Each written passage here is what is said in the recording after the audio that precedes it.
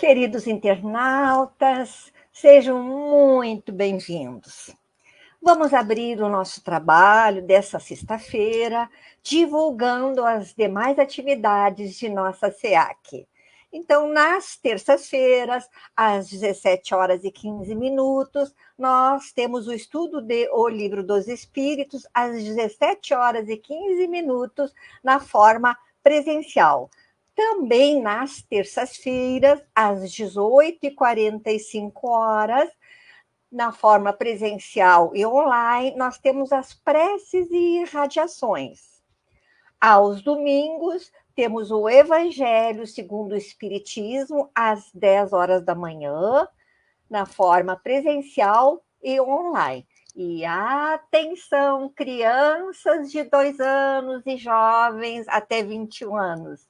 As inscrições para a evangelização estão abertas. Venham que as pessoas que trabalham, os evangelizadores, estão aguardando a todos com carinho, às 9h30 da manhã, todos os domingos. Também informamos que agora no dia 31, domingo, encerram-se as inscrições para o preparatório, que é o estudo da doutrina espírita para iniciantes. Não percam esta oportunidade. Nos últimos encontros, nós temos anunciado que no dia 18 de abril próximo, comemoramos os 167 anos da publicação de O Livro dos Espíritos, e que a terceira parte do Livro dos Espíritos, que trata das leis morais, deu origem ao Evangelho segundo o Espiritismo, que também, em abril, comemora 160 anos. Então, nós vamos fazer um breve, digamos assim, passeio ao Evangelho segundo o Espiritismo, quando Kardec coloca, logo no início, nas primeiras páginas, algo muito importante. Diz assim: o Evangelho segundo o Espiritismo, com a explicação das máximas morais do Cristo, em concordância com o Espiritismo e suas aplicações às diversas circunstâncias da vida. Depois, então, nós temos o sumário, temos o índice com os capítulos. Em seguida, nós temos uma bela mensagem dos espíritos que assinaram como espírito de verdade, que é o prefácio, que nos diz assim: os espíritos do Senhor, que são as virtudes dos céus, qual imenso exército que se movimenta ao receber as ordens de seu comando, espalham-se por toda a superfície da terra e, semelhantes às estrelas cadentes, vêm iluminar os caminhos e abrir os olhos aos cegos.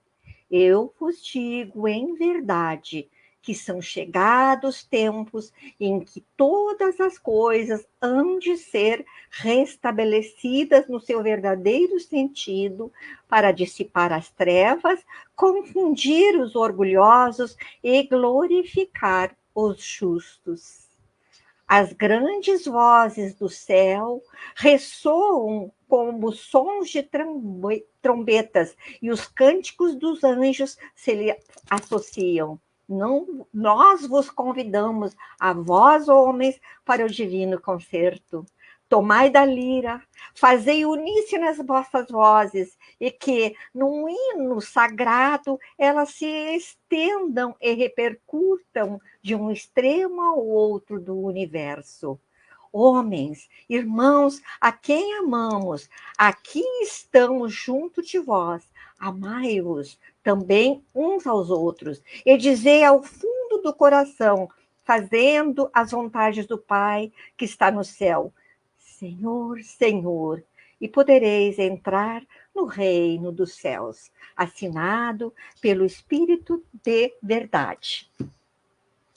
Vamos agora nos preparar com a nossa prece, com as mentes interconectadas, num único sentimento, pensamento, buscando sempre aquilo que temos de melhor, para que possamos contribuir com esse grande campo magnético que se forma nesse instante e por onde transitam forças espirituais poderosas. Senhor Jesus, rogamos ao teu coração amigo que nos envolva neste momento, pacificando-nos, fortalecendo nossa vontade de servir no bem, com amparo e inspiração dos espíritos benfeitores. Iniciamos a doutrinária desta noite. Que a paz e a harmonia permaneçam em nós. Hoje, então, a nossa expositora Heloísa Sabedotti é trabalhadora da nossa SEAC e ela vai trazer o tema O Sentido da Páscoa. Contigo, Heloísa. Boa noite a todos. Que nos sintamos envolvidos nas vibrações amorosas do Mestre Jesus. Escolhemos para nossa reflexão o título Sentido da Páscoa, oportuno para esse dia em que vivenciamos o feriado católico da Sexta-feira Santa. Primeiramente, devemos fazer uma pequena digressão, relembrando que a Páscoa para os judeus tem um significado diferente do que a Páscoa para os católicos romanos. E, naturalmente, se está falando de um contexto no universo da religiosidade, e não no sentido comercial, ainda que ao ovo de chocolate possa ser dado o sentido da renovação da vida. As festas judaicas são regidas pelo calendário lunar, enquanto o Sol rege as datas do calendário gregoriano que adotamos. Eventualmente, no mesmo calendário, as duas datas de Páscoa se sobrepõem, porque ambas ocorrem entre os meses de março e abril, pois que a contagem se dá a partir do equinócio da primavera do hemisfério norte, a primeira pela lua e a segunda pelo sol. Por isso, a Páscoa dos judeus raramente coincide com a Páscoa católica. Além de ocorrerem em diversos dias, o sentido das comemorações também são diversos. Podemos dizer que a Páscoa, ou Pessá, tem um sentido pré-mosaico, cujo verbo indica poupar, resguardar e eximir. Relembremos que os hebreus ficaram sob o jugo dos egípcios 400 anos. Temos registrado no Velho Testamento que Deus deu a Moisés a missão de libertar o seu povo e levá-lo à terra prometida, Canaã. Moisés se apresenta ao faraó, mas este não concorda com a libertação. Então seguem-se as 10 chamadas pragas do Egito. Lembremos quais são. As águas do Egito se transformaram em sangue, a peste das rãs, a peste dos piolhos, a peste das moscas, a peste da morte dos rebanhos, as úlceras, feridas em humanos e animais, a chuva de pedras, a praga dos gafanhotos, as trevas, semelhante a eclipse solar, e, finalmente, a morte dos primogênitos. A morte dos primogênitos foi o 10º sinal da soberania de Deus único e que sua determinação de libertação dos hebreus deveria ser respeitada pelo faraó. A predição dizia que todos os filhos primogênitos dos seres humanos e dos animais seriam mortos, inclusive o filho do faraó, se não fossem obedecidas as determinações de Deus. As famílias hebreias foram poupadas, seguindo a orientação de Deus, segundo a qual, no 14º dia do mês de Abibe, deveria ser sacrificado um cordeiro e seu sangue deveria ser aspergido na soleira da porta da casa. Assim, aquela família não sofreria a punição pela negativa do faraó. E assim acontecendo, foi registrado no livro do Êxodo, capítulo 12, versículos 26 a 27. E acontecerá que, quando os vossos filhos vos disserem que rito é esse, respondereis: este é o sacrifício da Páscoa ao Senhor, que passou por cima das casas dos filhos de Israel no Egito, quando feriu aos egípcios e livrou as nossas casas. Então o povo se inclinou e adorou. Após essa 10ª advertência, o faraó concordou com a libertação dos hebreus, mas depois desistiu. Entretanto, o povo já estava em retirada, sob o comando de Moisés. Então, acontece a passagem pelo Mar Vermelho, que consta no livro do Êxodo, versículo 14. O poder de Deus Senhor abriu as águas do mar e permitiu que os israelitas atravessassem em terra seca. Após a passagem dos hebreus, o mar torna o leito e afoga os egípcios. Assim se consolida a saída do Egito e segue-se os 40 anos de peregrinação pelo deserto. E é essa comemoração da liberdade que traz um novo sentido para a comemoração da Páscoa. O verbo pessar passa a ter o significado de passar sobre, referência ao episódio do Mar Vermelho. O Pessah é comemorado 7 em 8 dias. Neste período ocorre o Seder do Pessah. O Seder é um momento comemorativo que inclui um jantar cerimonial no primeiro dia do Pessah, cujos pratos contêm uma simbologia pela saída do Egito. Fazem parte um osso de carneiro, ou cordeiro, que faz alusão ao cordeiro sacrificado na ocasião da advertência de Deus com a morte dos primogênitos. Uma erva amarga, remetendo à lembrança da escravidão e das agruras do deserto. Um ovo cozido como símbolo da vida e da resistência do povo hebreu. Sua forma arredondada também significa o ciclo de mudança. Água salgada sobre a erva amarga, representando as lágrimas vertidas com o trabalho pesado no Egito. O pão ázimo, não fermentado, representando a fuga às pressas sem tempo de preparar as provisões necessárias. A ingestão do matzá durante a Páscoa judaica é um lembrete da necessidade de estar sempre pronto para agir, sem procrastinação ou hesitação. Maçãs, peras e nozes liquidificadas ou raladas, misturadas com uma pequena quantidade de vinho tinto, lembram na cor e consistência a argamassa usada no Egito para fabricar tijolos. O vinho representando o sangue do cordeiro e o fruto da videira. Jesus, como judeu, participava das festividades na forma da tradição. Mas uma Páscoa em especial marcou a vida de Jesus. No Evangelho de Mateus, capítulo 26, versículo 2, Jesus diz aos seus discípulos: sabeis que daqui a 2 dias é a Páscoa, e o Filho do Homem será entregue para ser crucificado. Esse evento marca a comemoração das festividades da Páscoa dos católicos romanos. Passa pela Via Crucis, onde o Mestre foi torturado e finalmente crucificado, e com sua ressurreição, segundo os registros bíblicos. Em Mateus, capítulo 20, versículos 18 a 19, vamos encontrar: eis que estando subindo para Jerusalém, e o Filho do Homem será entregue aos sumos sacerdotes e aos escribas, e o condenarão à morte e o entregarão aos gentios para o ridicularizarem, açoitarem e crucificarem, mas se levantará no 3º dia. Usamos a tradução do Novo Testamento de Haroldo Dutra Dias. Segundo o tradutor, a expressão idiomática semítica era usada para referir-se à morte e à ressurreição. Deitar-se significa morte e levantar-se significa ressurreição. A Páscoa para os católicos também remete ao Pessar, mas com o significado de passagem da morte para a vida, a salvação de todos que creem em Jesus. Encontramos em João, capítulo 11, versículo 25. Então Jesus declarou: eu sou a ressurreição e a vida. Quem crê em mim, mesmo se morrer, viverá. Lembramos que o termo levantar-se equivale à ressurreição e é interpretado pelo Espiritismo como reencarnação. No capítulo 4 do Evangelho segundo o Espiritismo, Nascer de Novo, o codificador assinala: a reencarnação fazia parte dos dogmas dos judeus sob o nome de ressurreição. Só os saduceus, cuja crença era de que tudo acaba com a morte, não acreditavam nisso.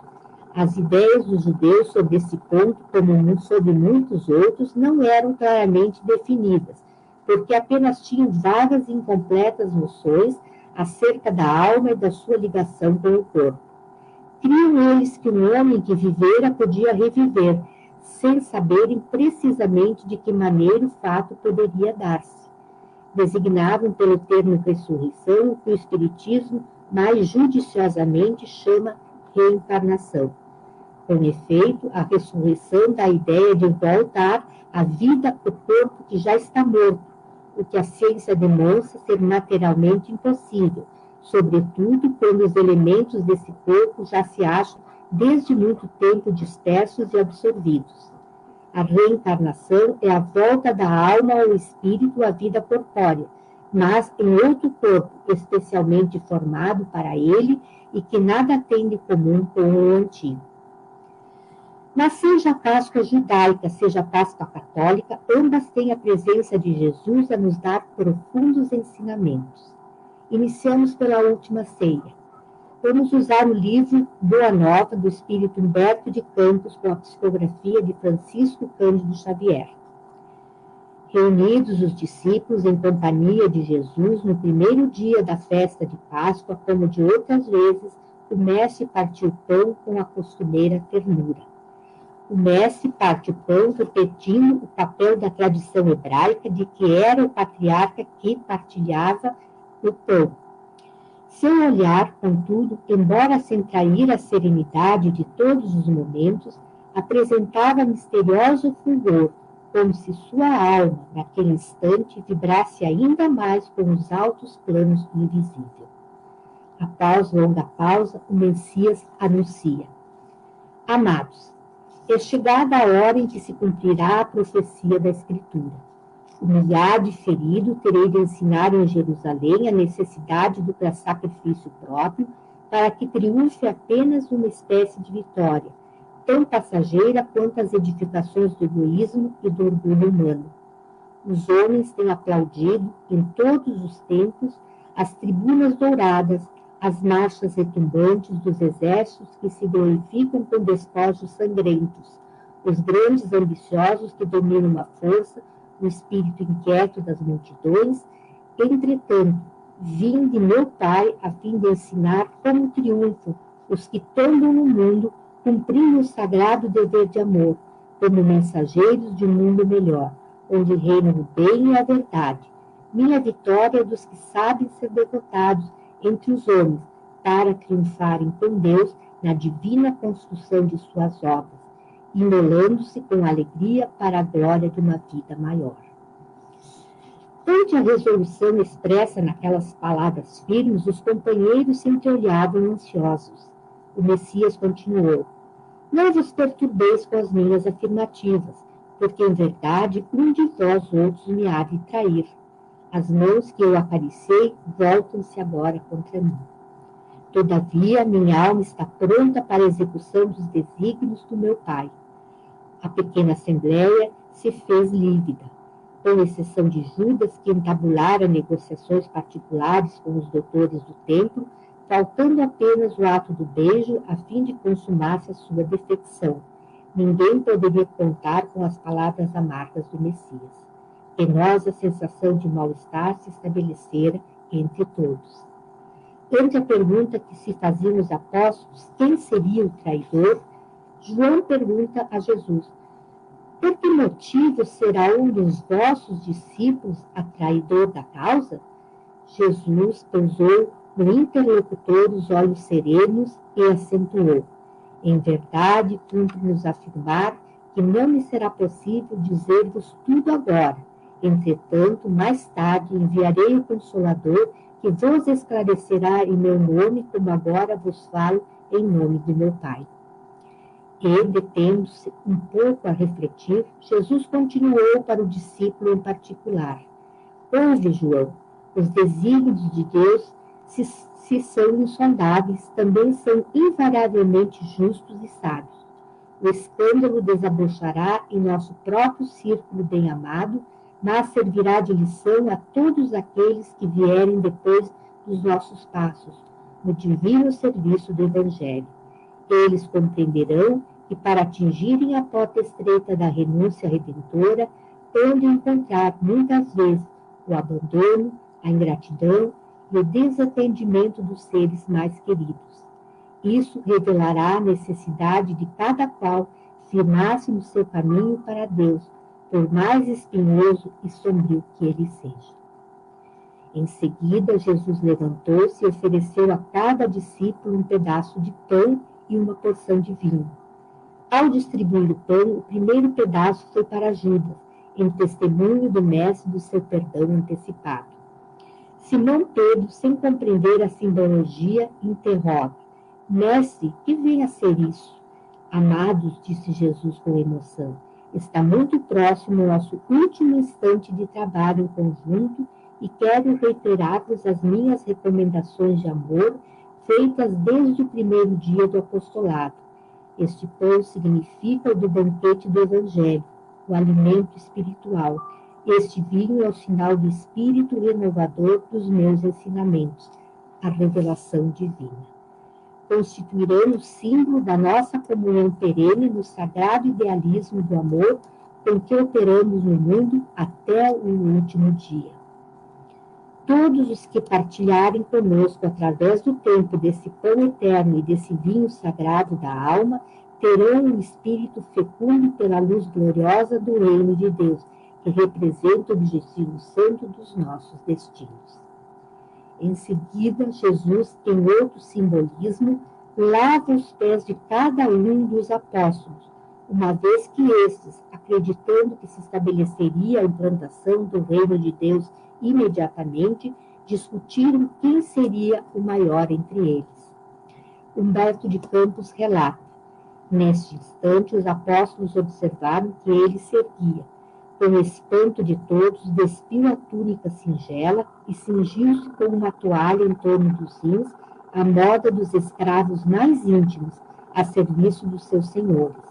E como se fossem dispensáveis as palavras naquela hora decisiva de exemplificação, tomou de um vaso de água perfumada e, ajoelhando-se, começou a lavar os pés dos discípulos.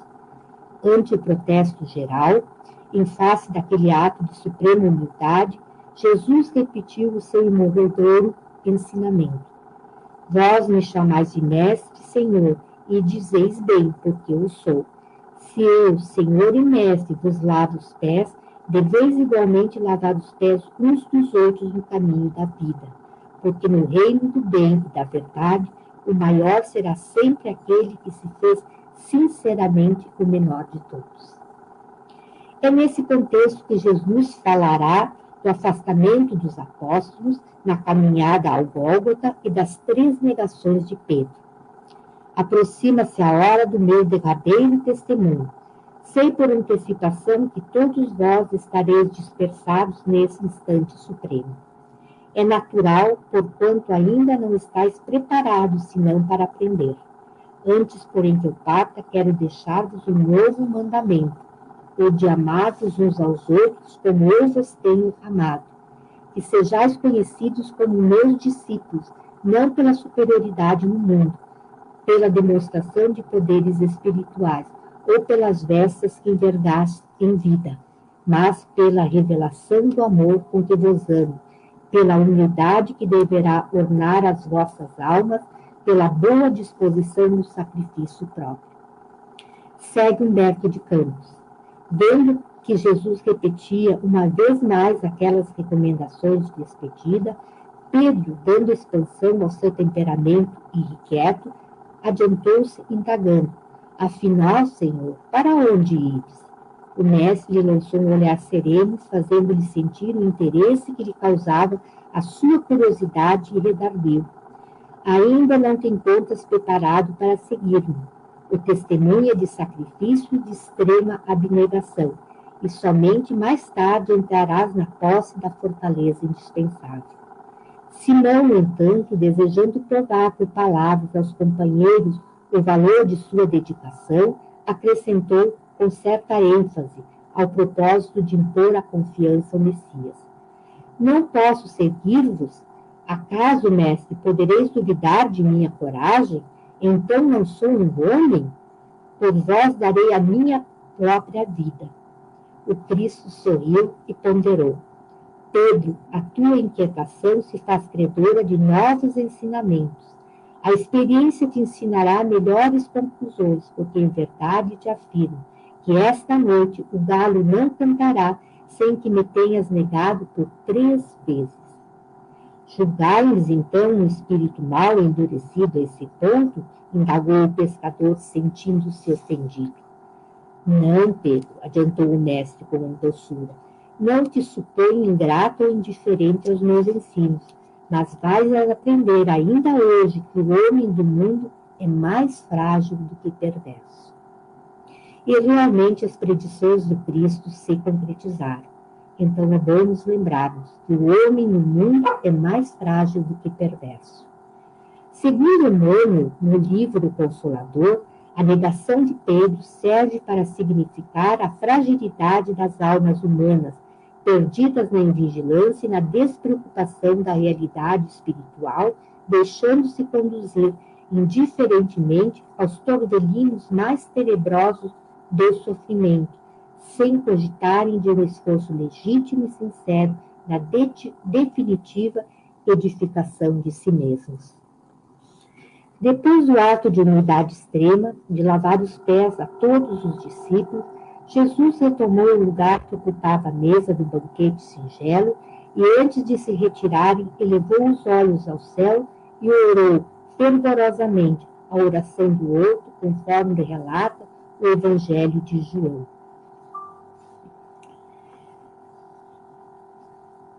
Pai Santo, eis que é chegada a minha hora. Acolhe-me em teu amor. Eleva o teu filho para que ele possa elevar-te entre os homens no sacrifício supremo. Glorifiquei-te na terra, testemunhei sua magnanimidade e sabedoria, e consumo agora a obra que me confiaste. Nesse instante, pois, meu Pai, ampara-me com a luz que me deste, muito antes que este mundo existisse. E fixando o olhar amoroso sobre a comunidade dos discípulos que silenciosos lhe acompanhavam a rogativa, continuou. Manifestei o teu nome aos amigos que me deste. Eram teus e tu nos confiaste, para que recebessem a tua palavra de sabedoria e de amor. Todos eles sabem agora que tudo quanto lhes dei provém de ti. Neste instante supremo, Pai, não rogo pelo mundo, que é a obra tua, e cuja perfeição se verificará algum dia, porque está nos teus desígnios insondáveis.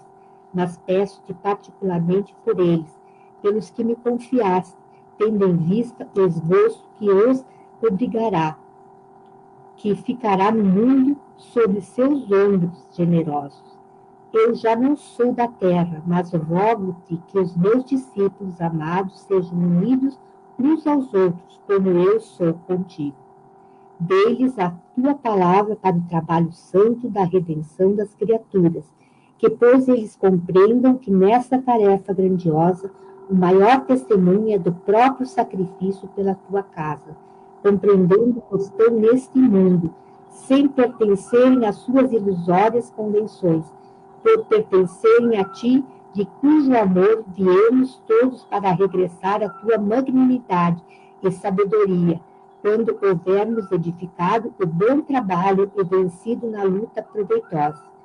Que os meus discípulos, Pai, não façam da minha presença pessoal o motivo de sua alegria imediata, que me sintam sinceramente em suas aspirações, a fim de experimentarem o meu júbilo, complemento em si mesmos. Junto deles, outros trabalhadores do Evangelho despertarão para a tua verdade. O futuro está cheio desses operários dignos do salário celeste. Será, de algum modo, a posteridade do Evangelho do Reino que se perpetuará na terra, para glorificar a tua revelação. Protege-os a todos, Pai, que todos abram seus corações às claridades renovadoras. Pai justo, o mundo ainda não te conheceu. Eu, porém, te conheci e lhes fiz conhecer o teu infinito, para que o amor com que me tens amado seja neles e eu neles esteja. Terminada a oração, Jesus se retirou em companhia de Pedro, João e Tiago para o Monte das Oliveiras, onde aconteceria a sua prisão. Em Crônicas do Além-Túmulo, o espírito Humberto de Campos nos dá notícias de Judas Iscariotes, O repórter espiritual o encontra em um final de tarde de Sexta-feira Santa em Jerusalém. Judas afirma: os escribas que redigiram os evangelhos não atenderam às circunstâncias e às tricas políticas que, acima dos meus atos, predominaram na nefanda crucificação. Pôncio Pilatos e o tetrarca da Galileia, além dos seus interesses individuais na questão, tinham ainda a seu cargo salvaguardar os interesses do Estado romano, empenhado em satisfazer as aspirações religiosas dos anciãos judeus. Ora, Jesus estava entre essas forças antagônicas com a sua pureza imaculada. Eu era um dos apaixonados pelas ideias socialistas do Mestre, porém o meu excessivo zelo pela doutrina me fez sacrificar o seu fundador. Acima dos corações eu via a política, única arma para a qual poderia triunfar, e Jesus não obteria nenhuma vitória. Com as suas teorias, nunca poderia conquistar as rédeas do poder, já que, no seu manto de pobre, se sentia possuído de um santo horror à propriedade. Planejei, então, uma revolta surda, como se projeta hoje em dia na Terra a queda de um chefe de Estado.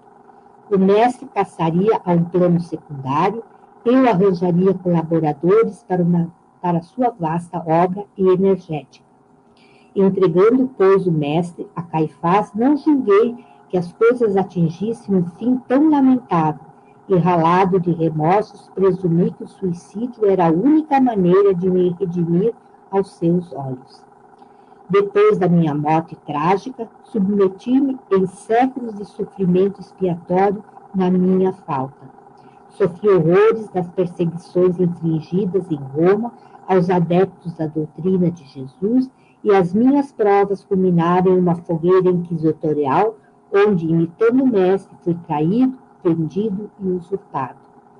Vítima da felonia e da traição, deixei na terra os derradeiros resquícios de meu crime na Europa no século XV.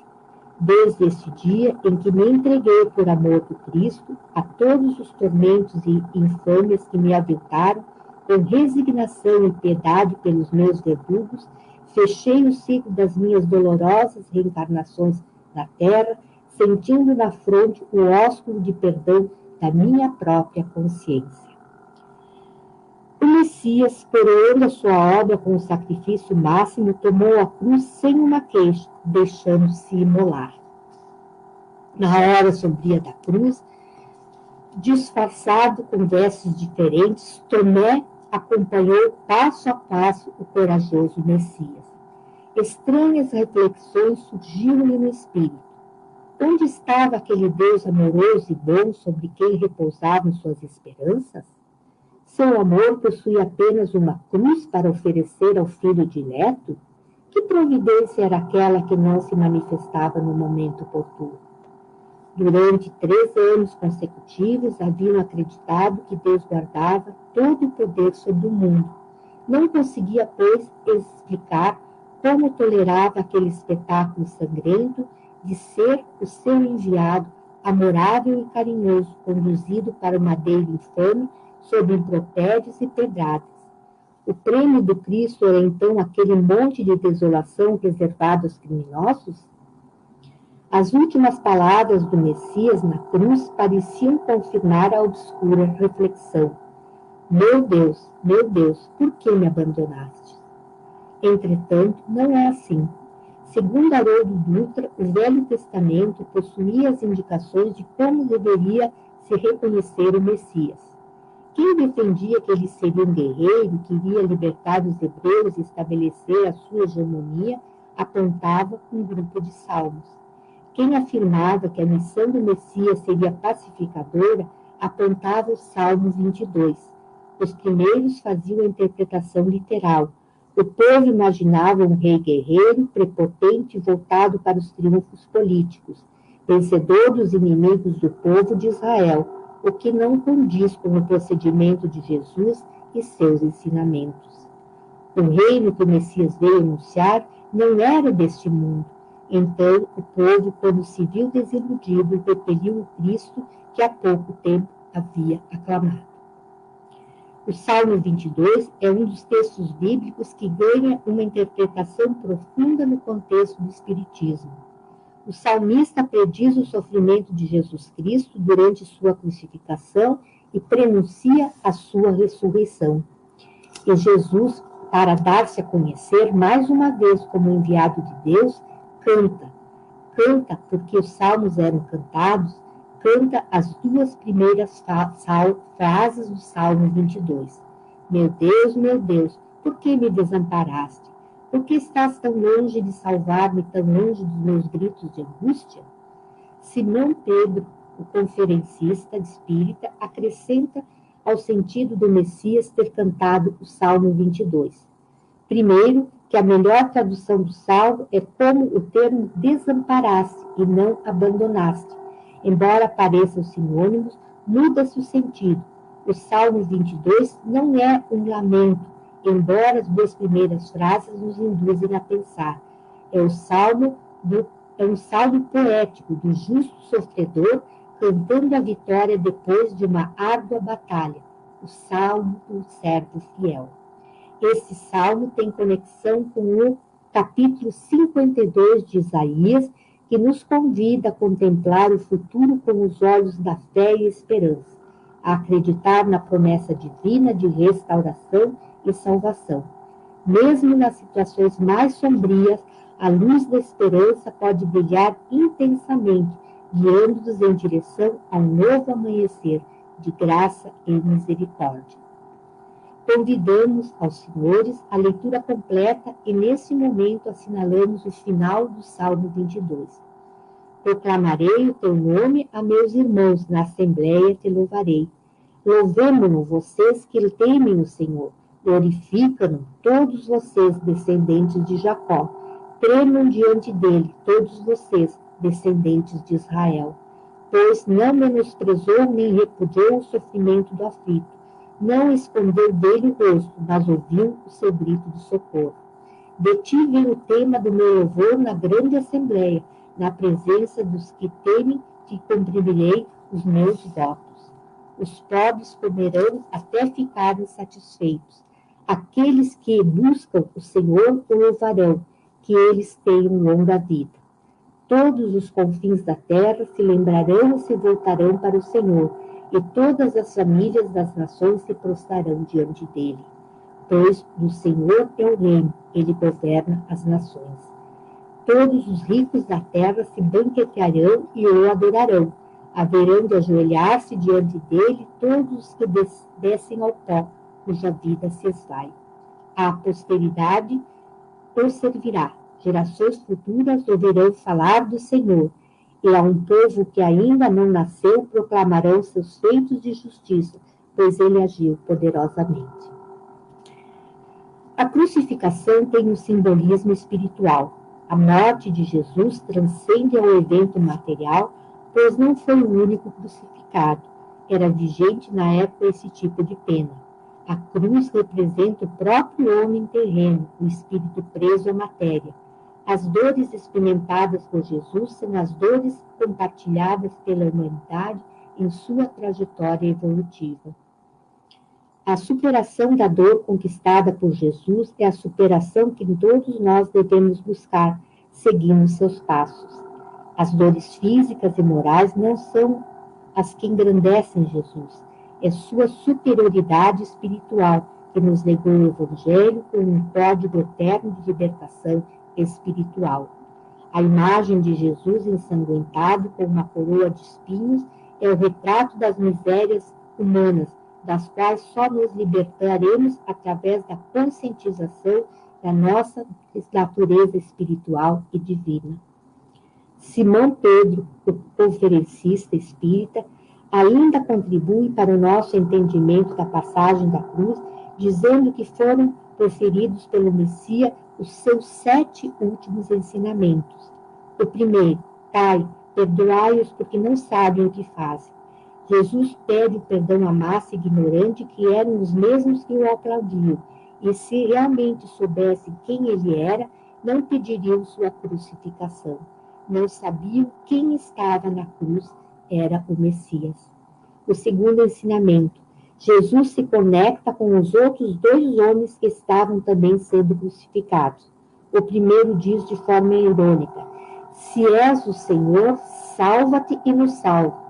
O outro, chamado Dimas, reconhece a vicissitude do Messias e diz: lembra-te de mim quando estiveres no paraíso. Dimas reconhece que era justa sua pena, mas que Jesus estava sendo injustiçado. Ele é lembrado por ter sido o primeiro a receber a promessa do paraíso diretamente de Jesus. Em verdade, digo-te que hoje estarás comigo no paraíso. Aqui é importante ressaltar uma vírgula que faz toda a diferença nas palavras de Jesus. Em verdade, te digo que hoje, vírgula, estarás comigo no paraíso.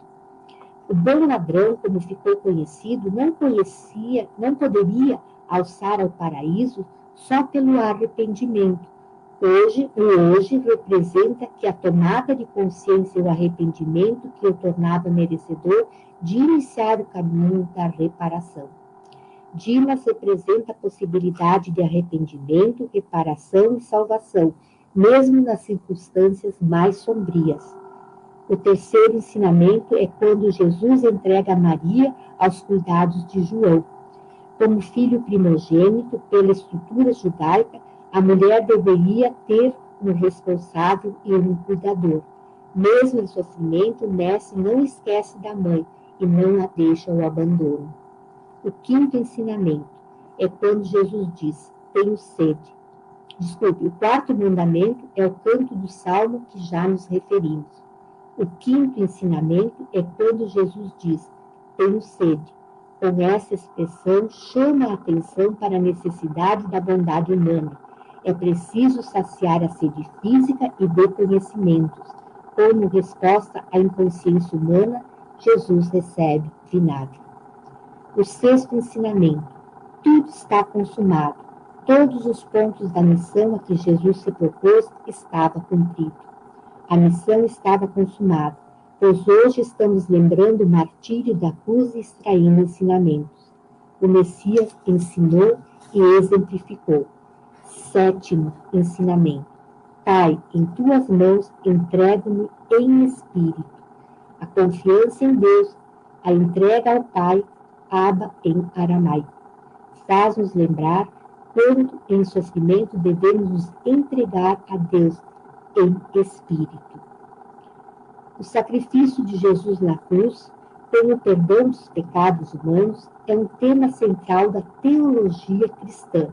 Segundo esse dogma, o Mestre pagou o preço pelos nossos pecados com seu sangue na cruz. Ele assumiu sobre si a punição que mereceríamos e nos ofereceu sua justiça em troca da nossa culpa. Quando colocamos nossa fé em Jesus, aceitamos seu sacrifício como pagamento pelos nossos pecados. Somos perdoados e reconciliados com Deus.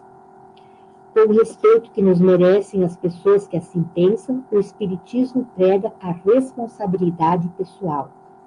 Na obra O Céu e o Inferno, vamos encontrar no Código Penal da Vida Futura o número 6. O bem e o mal que fazemos decorrem das qualidades que possuímos. Não fazer o bem quando podemos é, portanto, o resultado de uma imperfeição. Se toda imperfeição é fonte de sofrimento, o espírito deve sofrer não somente pelo mal que fez, como o bem que deixou de fazer na vida terrestre. E o número 16. Arrependimento, expiação e reparação constituem, portanto, as 3 condições necessárias para pagar os traços de uma falta e suas consequências. O arrependimento suaviza os travos da expiação, abrindo pela esperança o caminho da reabilitação. Só a reparação, contudo, pode anular o efeito, destruindo-lhe a causa. Do contrário, o perdão seria uma graça e não uma anulação. Conforme afirma o publicador, a doutrina espírita, no que respeita às penas futuras, não se baseia numa teoria pré-concebida. Não é um sistema substituindo outro sistema. Em tudo ela se apoia nas observações e são essas que lhe dão plena autoridade. Outra figura bíblica tem importância. agora sob o aspecto da ressurreição de Jesus. É Maria Madalena. Ela viu e falou com o Mestre, como se vê no Evangelho de João, capítulo 20, versículos 1 a 18. E no primeiro dia da semana, Maria Madalena foi ao sepulcro de madrugada, sendo ainda escuro, e viu a pedra tirada do sepulcro. Correu, pois, e foi a Simão Pedro e ao outro discípulo, a quem Jesus amava, e disse-lhes: levaram o Senhor do sepulcro, e não sabemos onde o puseram. Então Pedro saiu com outro discípulo e foram ao sepulcro. Chegou, pois, Simão Pedro e entrou no sepulcro e viu no chão os lençóis, e que o lenço que tinha estado sobre sua cabeça não estava com os lençóis, mas enrolado em um lugar à parte. Tornaram, pois, os discípulos para casa. E Maria estava chorando fora, junto ao sepulcro. Estando ela, pois, chorando, abaixou-se para o sepulcro. E viu 2 anjos vestidos de branco, assentados onde jazera o corpo de Jesus, um à cabeceira e outro aos pés. E disseram-lhe eles: mulher, por que choras? Ela lhes disse: porque levaram o meu Senhor e não sei onde o puseram. E tendo dito isso, voltou-se para trás e viu Jesus em pé, mas não sabia que era Jesus. Disse-lhe Jesus: mulher, por que choras? Quem buscas? Ela, cuidando de que era o hortelão, disse-lhe: Senhor, se tu o levaste, diz-me para onde o puseste, e eu o levarei. Disse-lhe Jesus: Maria. Ela, voltando-se, disse-lhe: Rabone, que quer dizer mestre. Disse-lhe Jesus: não me detenhas, porque ainda não subi para meu Pai, mas vai para meus irmãos e dize-lhes que eu subo para meu Pai, e o vosso Pai, meu Deus e vosso Deus. Maria Madalena foi e anunciou aos discípulos que viram o Senhor e que ele dissera isto. Em sentido oposto, vamos encontrar Tomé. Encontramos no Evangelho de João, capítulo 20, versículo 24. Um dos 12, Tomé, apelidado de Gêmeo, não estava com os outros quando Jesus surgiu no meio deles. Eles lhe disseram: vimos o Senhor. Ele, porém, respondeu: não acreditarei se não vir as marcas dos pregos em suas mãos e se não puser meus dedos nelas, e minha mão na marca em seu lado. 8 dias depois, os discípulos estavam juntos, novamente, e dessa vez Tomé estava com eles. As portas estavam trancadas, mas de repente, como antes, Jesus surgiu no meio deles. A paz esteja com vocês, disse ele. Então disse a Tomé: ponha seu dedo aqui e veja minhas mãos. Ponha tua mão na marca do meu lado. Não seja incrédulo, creia. Meu Senhor, meu Deus, disse Tomé. Então Jesus lhe disse: você crê porque me viu. Felizes são aqueles que creem sem me ver. A ansiedade e a angústia de Tomé o levaram à incredulidade, fazendo-o esquecer todas as experiências prévias ao lado de Cristo. A ressurreição aqui deve ser entendida como a aparição de Jesus em perispírito, testemunhando que a alma é imortal. O mito da ressurreição em corpo físico se ajusta a uma representação mental da época e ainda de algumas linhas religiosas, não correspondendo à realidade. Como ressalta o codificador em A Gênese, o fenômeno que se explica pelas leis dos fluidos e das propriedades do perispírito. O maior feito de Jesus, o que verdadeiramente atesta sua superioridade, foi a revolução que seus ensinos produziu no mundo, mostrando que era divina sua missão e destinada ao ser imortal. O Espiritismo não se fixa em passagens comemorativas, mas nos alerta que ainda temos de repassar e repensar os ensinamentos de Jesus. Ele tomou o sacrifício sagrado, conforme a terminologia. Sacro é tomar sagrado, e facere é um momento único, divisor de águas. Como ele diz a João: João, a minha soledade no horto é também um ensinamento do Evangelho e uma exemplificação. ela significará para quantos vivem em nossos passos que cada espírito na terra tem de ascender sozinhos ao calvário de sua redenção, muitas vezes com a despreocupação dos entes mais amados no mundo. Em face dessa lição, o discípulo do futuro compreenderá que a sua marcha tem que ser solidária, estando seus familiares e companheiros de confiança a dormir o sono da indiferença. Doravante, pois, aprendendo a necessidade do valor individual no testemunha, nunca deixeis de orar e vigiar. E assim encerramos nossa reflexão, rogando ao Mestre que santifique nossas boas resoluções em vivenciar a construção do reino de Deus em nossa vida imortal e nosso entorno. Muito obrigada, Heloísa. Senhor Jesus, a tua presença é luz no mundo, que o mundo não tem sabido aproveitar. Nunca nos afastemos de ti, Jesus. Que a tua irradiação amorosa permaneça em nós. Profundamente agradecidos pelo amparo e inspiração que recebemos da amorosa equipe espiritual, encerramos o nosso encontro desta sexta-feira, pedindo, Senhor Jesus, que derrame sobre nós e sobre toda a humanidade as tuas bênçãos de amor e paz. Assim seja. Agradecemos a companhia de todos, desejando uma feliz e abençoada Páscoa. E até a próxima sexta-feira.